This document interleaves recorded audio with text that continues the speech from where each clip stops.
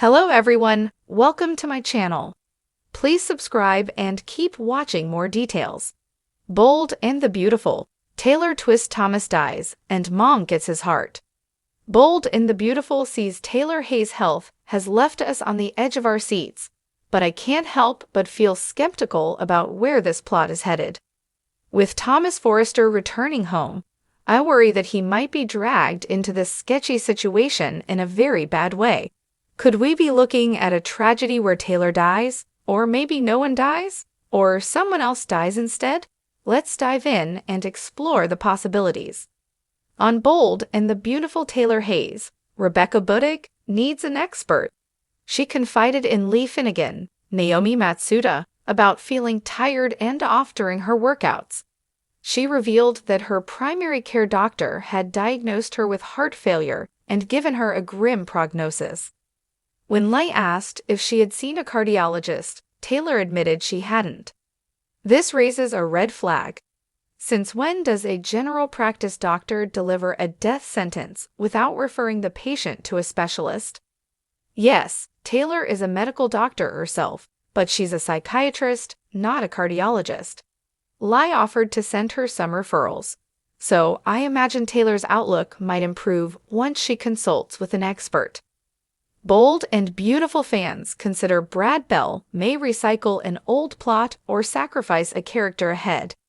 Now that we're in the midst of this life-or-death storyline, could he be planning something even worse than killing off Taylor? Like sacrificing another character to save her? Remember when Katie Logan, Heather Tom, needed a heart transplant? Her brother shot himself at the hospital so she could have his heart. I don't see anyone going to such extremes for Taylor. But could Brad be considering killing off Thomas to give Taylor a chance at life? Thomas has been off-screen for so long, and fans keep asking about his whereabouts and Matthew Atkinson's status with the show. Bold and the Beautiful spoilers haven't given much to go on. Could Brad be tired of those questions and quietly writing Thomas out, as he did with Wyatt Spencer, Darren Brooks, and Quinn Fuller, Rena Sofer? Or maybe Thomas is destined to die, donating his heart to his mother in a tragic twist of fate. Another possibility is a redo of Brooke Logan, Catherine Kelly Lang, and Stephanie Forrester's Susan Flannery emotional death scene.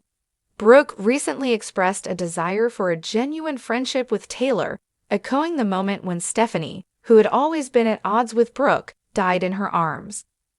Many fans are worried that Brad is steering us in that direction, and it's not a popular idea. Then there's the frustrating Eric is dying storyline from not too long ago. Suddenly, after surgery by Finn and Bridget Forrester, Ashley Jones, Eric was cured, no chemo, no hair loss, just back to Martinez and marrying Donna. Could Brad be attempting another fake-out twist with Taylor's story? The sun was setting over the city of Los Angeles, casting a warm golden glow over the bustling streets and towering skyscrapers. But inside the Forrester mansion, the world of fashion and family was anything but peaceful.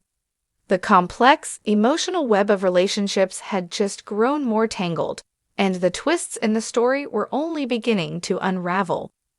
Taylor Hayes, the seasoned psychologist with a complicated past, had always been a woman of deep emotion, driven by a desire to protect her family and find peace within herself. But nothing could have prepared her for the heartbreaking turn her life was about to take. It all began with a tragic accident that no one saw coming, least of all Thomas Forrester, her son, whose life would be tragically cut short. The fatal accident. It had been a typical day at Forrester Creations, filled with the usual chaos of fashion meetings, design sketches, and corporate maneuvering. But then came the call, a call that shattered everything.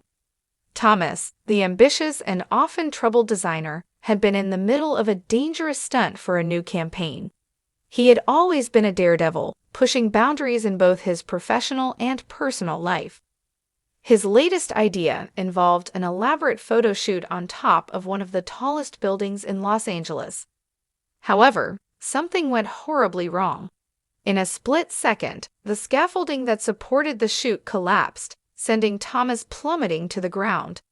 The news hit like a ton of bricks. The Forrester family was devastated. Brooke Logan, his stepmother, was inconsolable, while Ridge Forrester, his father, was beside himself with grief. But none were more affected than Taylor, his mother. Taylor had always been caught in the complexities of her relationships, her love for Ridge, her struggle with forgiveness, and her desire to protect her children. Losing Thomas would push her into her decision. As Thomas lay in the hospital, fighting for his life, Taylor found herself torn. His condition was critical. Doctors said there was little hope for him, and even if he did survive, he might never be the same. She couldn't bear the thought of losing him, but she also couldn't stand to see him suffer. And then another decision would come, one that no mother should ever have to make. The Forrester family gathered around Thomas's bed, each person desperate for some sign of hope, but the reality was grim.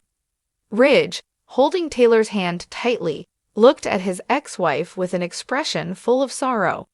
The family matriarch, Stephanie Forrester, who had always been a rock in their turbulent world, had passed away years ago. Yet her presence seemed to linger in every room of the Forrester estate. Taylor could almost hear her mother-in-law's voice, reminding her that family came first, that love was the only thing that could heal the deepest wounds. After what felt like an eternity, the doctor delivered the inevitable news. Thomas had slipped into a coma, his brain activity almost non-existent. It was only a matter of time before they had to make the hardest choice of all, to let him go. As her heart broke in two, Taylor knew what she had to do. Her son, who had been a part of her very soul, was now beyond saving. And then, another heartbreaking twist. Thomas's heart was a match for someone who desperately needed it. A mother's sacrifice. Taylor's decision was not easy. How could a mother even begin to think about donating the heart of her own child? But she was a woman of strength, and she understood the importance of life, even if it meant sacrificing the very thing she had fought so hard to protect. The recipient of Thomas's heart was none other than his own mother, Taylor herself. Over the years, Taylor had suffered from a serious heart condition, one that had required numerous surgeries. Her doctors had been warning her for some time that her heart was weakening, and she needed a transplant. It had always been a difficult subject to bring up, especially as she watched her family's lives unfold with their own complicated dramas. Now, in the most tragic of circumstances, her son's heart was the only hope that could save her life. It felt surreal. The very heart that had once beat inside Thomas was now going to save his mother. It was a poetic, if painful, reminder of the circle of life, the interconnectedness of their fates. The aftermath. A new beginning? The funeral was a somber affair, as the Forrester family came together to say goodbye to Thomas. Taylor, standing at the front, looked out over the sea of mourners. Ridge, Brooke, and even Steffi had come to pay their respects. But the one person Taylor could not tear her eyes away from was her own reflection in the mirror. She had just undergone a life-saving surgery. Her son's heart now beat in her chest, and while she was physically alive, emotionally, she felt as though a part of her had died with him. The days following Thomas's funeral were some of the hardest of Taylor's life. She tried to go through the motions, attending business meetings, helping with family matters, and even comforting Ridge, who was struggling with his own grief. But nothing felt the same. She could feel the weight of Thomas's memory pressing down on her every day, a constant reminder of what she had lost. But slowly, something miraculous happened. As the weeks passed, Taylor began to feel different. She felt stronger, more alive than she had in years. The heart inside her chest, her son's heart, was giving her a renewed sense of vitality, and with it, a new purpose. She felt more connected to her family than ever before, as if Thomas's spirit was guiding her in ways she couldn't fully understand. A new legacy. Taylor's life was no longer just about mourning the loss of her son. She had become a living testament to his strength, to the power of family, and to the idea that even in death, love never truly fades. As the weeks turned into months, Taylor found herself taking on new roles within Forrester Creations, her leadership growing stronger with every passing day. She even began working closely with her daughter Steffi, sharing a bond that had been tested through years of conflict but was now stronger than ever. The Forrester family rallied behind her, offering their support and comfort in ways they never had before.